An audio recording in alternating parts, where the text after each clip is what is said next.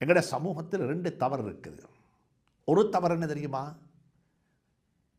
திருமணம் நிச்சயப்படுத்தப்பட்டதற்கு பிறகு திருமணத்தை தாமதப்படுத்துவது.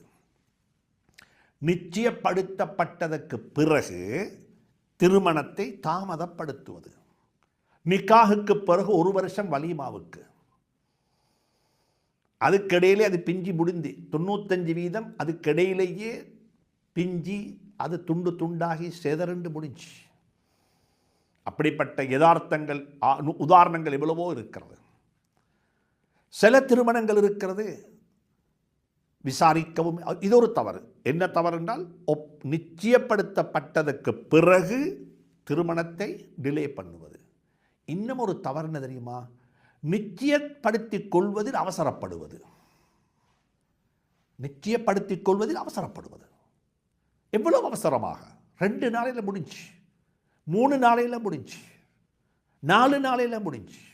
எவ்வளவு அவசரம் உண்டா? சுப்ஹானல்லாஹ்.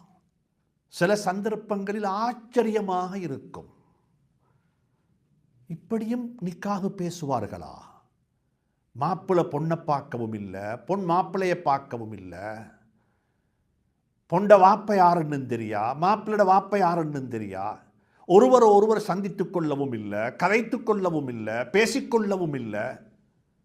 இல்லை, எல்லாம் சரி, எல்லாம் சரி. சுப்ஹானல்லாஹ். அப்படி அல்ல. இஸ்திகாரா செய்ய வேண்டும், விசாரிக்க வேண்டும், தேட வேண்டும், ஆய்வு செய்ய வேண்டும். ஏண்டால் தலாக் என்று சொல்லக்கூடிய ஒன்று நடக்காமல் இருக்க வேண்டும் என்பதற்காக வேண்டி புறமும் பேசிக்கொள்ள முடியும், துருவி துருவி ஆராயவும் வேண்டும். இவங்க யாரு, எந்த குடும்பம், எந்த பின்புலம், இவருடைய சந்ததி எப்படிப்பட்டது, எந்த மண், எந்த சூழலில் வளர்ந்தவர்கள், இப்ப எந்த சூழலில் வாழ்ந்து கொண்டிருக்கிறார்கள். சுப்ஹானல்லாஹ். மிக இரக்கமாக சொல்லுகின்றேன்,